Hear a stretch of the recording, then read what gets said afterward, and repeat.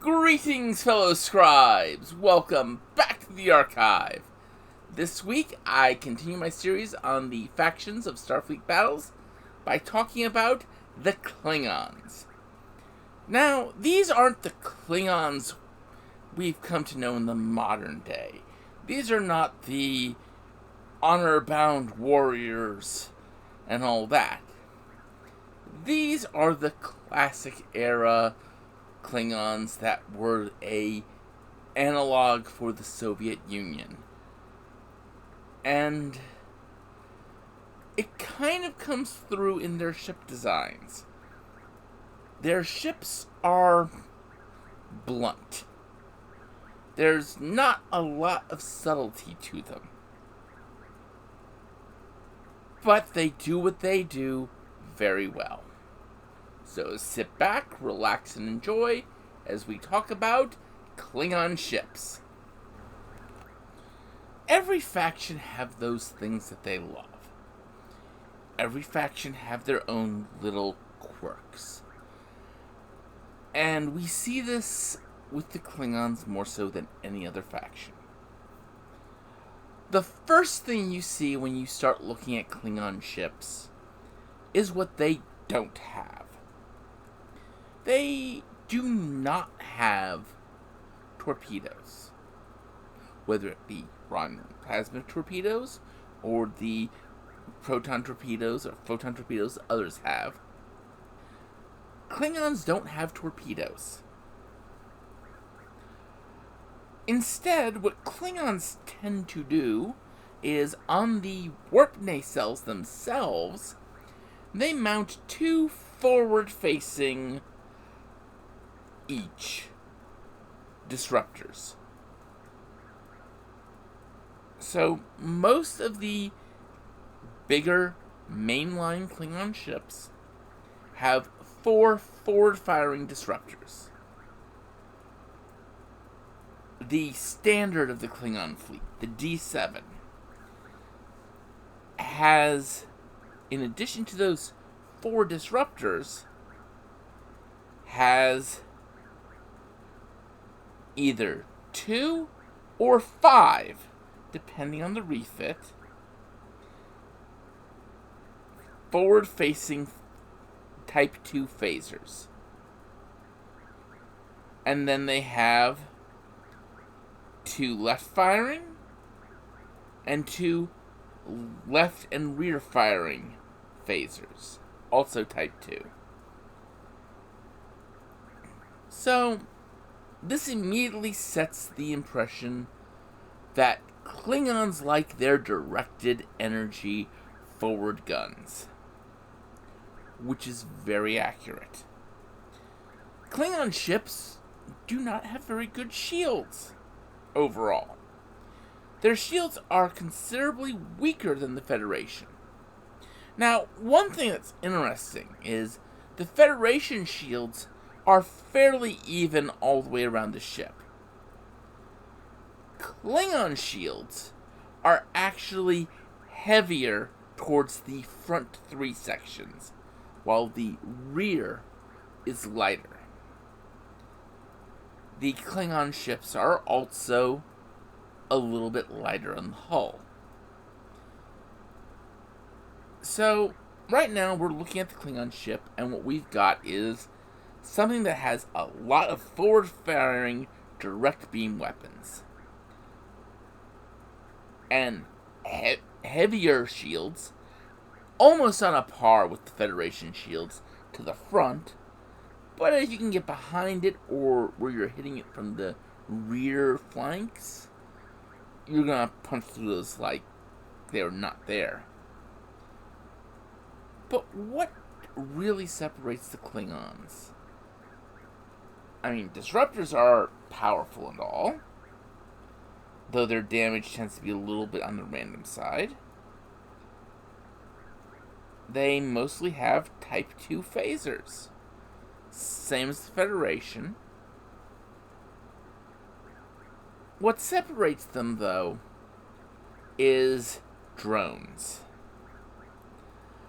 The Klingons love their drones. basically what drones are is they are launched disposable fighters. They're easily shot down, but they can do damage before they're taken out. The Klingons have 2 drone racks on the classic D7. They have 1 reload for each of these drone racks as well. And the drone racks hold 6 drones each. Meaning, the Federation has 1 drone rack on the heavy cruiser that it can hold 4 with 2 reloads. So, the Federation can launch 12 drones. The D7 can launch 24 drones. 12 total from each rack. And that's the standard D7. Some refits actually give it more reloads. But the Federation has the Dreadnought. What is the Klingon Dreadnought like? Well, the Klingon C9 Dreadnought is every bit the bruiser that the Federation Dreadnought is. Let's start with this. The C9 Dreadnought has massive amounts of power. It has 3 warp nacelles for a minimum of 45 power from them. It has 6 points of impulse engines, so that takes us up to 51. And then it has a massive anti-proton reactor compared to the Federation one. So it has 55 points of power to distribute. Like the D7, its heaviest shields are to the front. And I am going to say one of the weaknesses of the Klingon ships is that, frankly, they don't in general have as much points in hull as Federation ships. Federation ships can take a little bit more pounding once you crack through their shields. But then again, Klingon ships are doing a lot more damage after they take down someone's shields. In other words, they kind of play off each other's strengths. Klingon ships are going to hammer through shields and then hammer into the hull faster. Feddies are going to do less damage, but then start getting into the hull. Now, the C9 Dreadnought, its overall weapon systems are 4 forward-firing disruptor cannons, 4 forward-firing Type 1 phasers,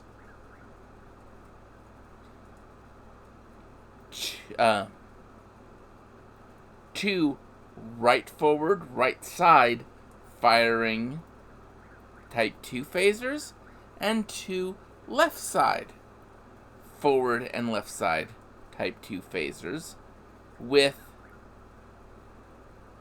left and left rear phaser banks and right rear phaser banks of Type 2 phasers.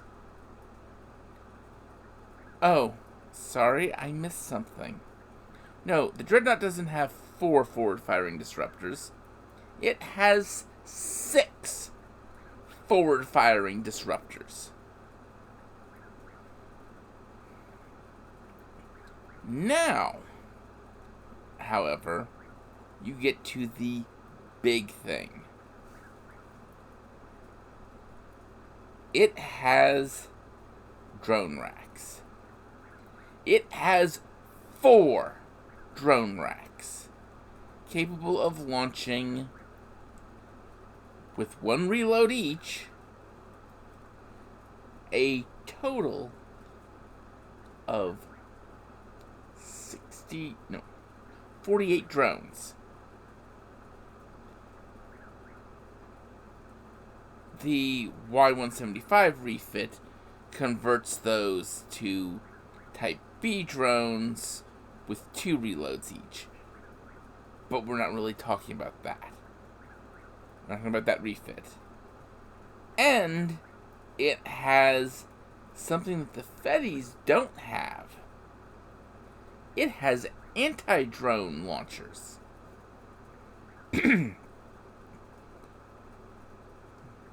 Of course, it also has all the fun stuff like transporter bombs, boarding parties, etc., etc.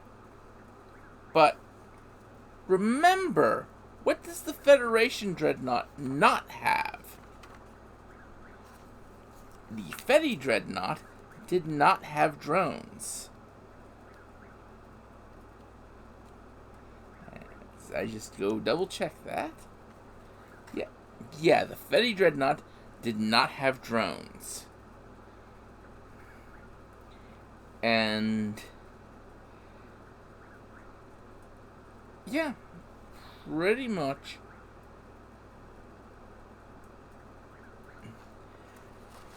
It is very much a case of a Klingon ship, the Klingon Dreadnought, facing against a Federation Dreadnought is going to be a brawl. But it's most likely not going to come to the fired weapons. It's going to come to the swarm of drones that the Klingon launches. After all, they can deploy 24 drones in that first round. And in the following round, they can deploy another 24, using up the full reloads that are all Type A drones. And that's the Klingons in a nutshell. The Klingons love drones, they love disruptors, and they love forward-firing arrays. And the Klingons are going to engage you head-on.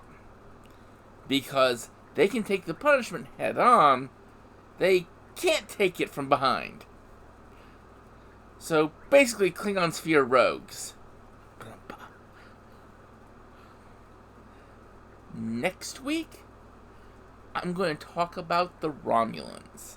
The third of the Great 3 powers, so to speak. So until then, I'd like you all to remember to have fun and keep gaming.